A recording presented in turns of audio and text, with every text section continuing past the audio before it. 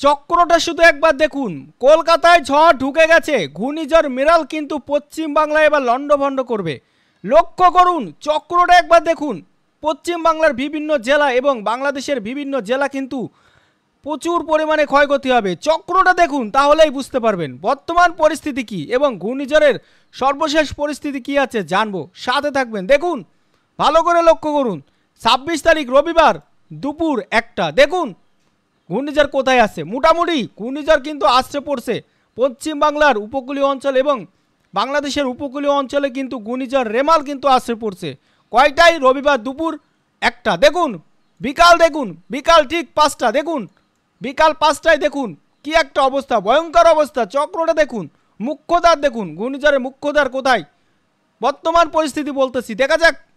দেখুন দীঘা কোনটায়, কাকদ্বীপ দেখুন একবার, হলদিয়া, জলেশ্বর, বালেশ্বর দেখুন, বারিপাদা, মেদিনীপুর, বর্ধমান, কৃষ্ণনগর, কলকাতা, হাবড়া, বসিরহাট, যশোর, খুলনা, বরিশাল, চাঁদপুর, ফরিদপুর, নারায়ণগঞ্জ, কুমিল্লা, পাবনা, মেহেরপুর দেখুন, চট্টগ্রাম, কক্সবাজার, টেকনাফ একদম লন্ডভন্ড করবে।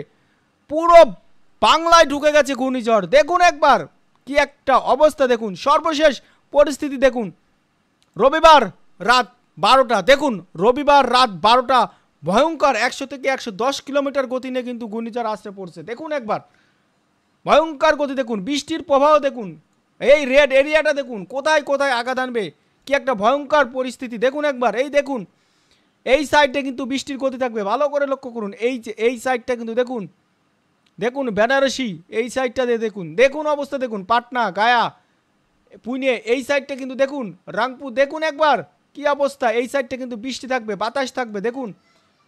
আর মুখ্যদ্বারটা দেখুন কোথায়, কলকাতা, হলদিয়া, দীঘা কোনটায়, এই সাইডটা কিন্তু মুখ্যদ্বার। ভয়াবহ রূপ নিতে চলেছে ঘূর্ণিঝড় মেরাল। আঘাত আনবে কবে?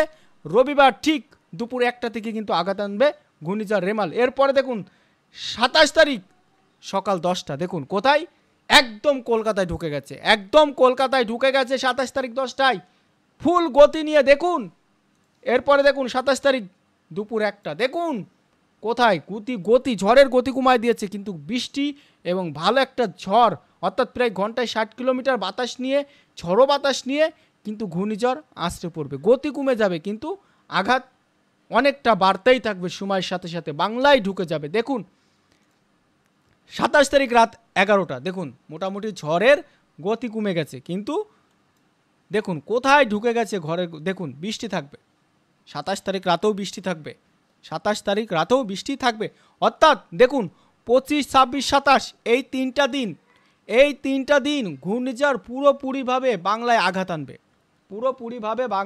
আনবে, এ হচ্ছে বর্তমান ঘূর্ণিঝড়ের অবস্থা। সবাই সাথে থাকবেন।